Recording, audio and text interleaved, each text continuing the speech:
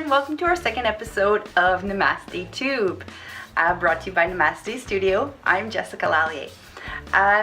Today we're actually going to be talking about the super blue blood moon that's coming up next week. Okay, and what should we be doing at this full moon? Well, first off, full moons are about clarity and illumination. Think about it. You go outside, the moon's full, you're gonna see where you're walking, there's a whole bunch of light, it's gorgeous, right? And this one's really special because it's gonna be about 14% bigger and 13% brighter. Hey, making you about 30% crazier. Just kidding. But, so this moon is going to be really special because one, it's really big. It's the second full moon of the month, making it a blue moon. And it's going to be a blood moon because it's going to be a total lunar eclipse. So today we're going to talk about the full moon and how to cleanse and charge up your crystals. Okay, there's a whole bunch of different ways of cleansing your crystals. There's no really right or wrong way. But I really prefer smudging and using the power of the full moon.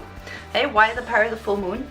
Okay, so the full moon is all about clarity and illumination. So it helps us to see what we no longer need in our life, what we need to let go of. So it could be letting go of emotions, of pain, of stuff that just no longer serves us. All that crap that's just we're carrying around, we can get rid of it at the full moon, which is great. So you can also cleanse yourself during the full moon. So think of all those things that you no longer need. Push them aside. You can even write a letter if you like and just burn it after, and then go into a nice salt bath. Okay, so you can use some Dead Sea salt, put some pine needles in there, some cedar water, and just go and just cleanse your whole body of all the emotions and the stuff that you no longer need. Okay, but for crystals, since that's what we're talking about today, so basically you came to Namaste Studio, you got yourself a beautiful crystal, you fell in love, brought it home. Now what are you gonna do? So this is a beautiful piece of citrine, and one thing about citrine is it doesn't like being in the sun. Just like amethyst, it can fade in the sun. Okay, most quartzes actually are like that, so you don't want to be placing your quartz in the sun. A lot of people do that to help them to charge up, but yeah, a lot of them will lose their color. So what's special about this moon is because it's so much bigger and there's a lunar eclipse, everything like that, it's going to have a really special and strong energy. So you're going to want to take your crystals, cleanse them, and charge them in this super blue blood moon. Okay, so how do we do that? Well, first off, to cleanse, if you're a Reiki practitioner, you can place Reiki in your crystals. There's so many ways to cleanse your crystals. Follow your intuition. Okay? Myself, I like to run my crystals underneath water. There's certain crystals that you're not supposed to run underwater because they can degrade. Water's very corrosive. So things like selenite, which don't really need cleansing anyways, but calcite also doesn't like it in the water, is going to become very dull, it's going to start to degrade. So anything under a mole scale of 5 should not be placed under running water. Okay, if you're lucky enough to be around an open stream, you can also place your crystals into the open stream with the intention that the water will be removing all the negativity and all the energy that has been collected on the crystal. Okay, so that's another way. Yeah, it's smudging. I love to smudge my crystals, so we do have some beautiful smudging kits here.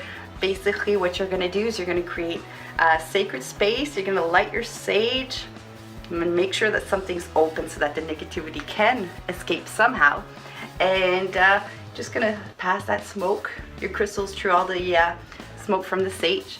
And once your crystals are cleansed, what you can do is then you're gonna bring them either outside or on a windowsill. So preferably outside, and if you don't want to just put them in the snow, you can always place them in something that's made naturally. So you know, like wood, plate with brown rice, things like that. Maybe you want to put it in a glass jar, but I would really stay away from plastics. I wouldn't want to put them in plastics, but anything else, you can just place it on something, place it outside, or you can place it right in the snow if you don't mind getting your crystals a little bit wet.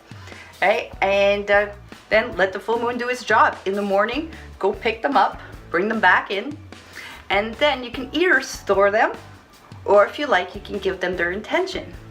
Okay, for example, with this big citron, okay, I would probably make it into a money maker. Okay, citron is the merchant stone, and it brings in a lot of abundance.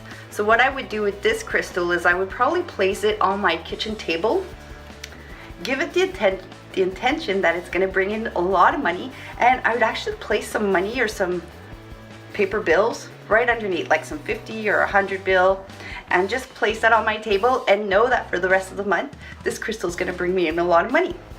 Okay, we don't have to know how the money is going to come in, it'll just come in magically, just like that. Okay, the wonder of crystals. But let your intuition guide you. And one thing is, as well, that's really important to know, is that if you can't do it exactly on the full moon, okay, the energy of the full moon is about 3 days. So if you can do it on the 30th or on the 1st of February, okay, you're still capturing that energy of the full moon. So make sure to put those crystals out and feed them. These things need to be fed, and they need retreats just like us. Okay, so take good care of your crystals. And if you have any questions, please comment below. If you have any ideas about future episodes, subjects, things like that as well, please comment below, subscribe to our channel. And until next time, actually, our next episode is going to be about love and passion with Valentine's Day on the way. So that should be interesting as well.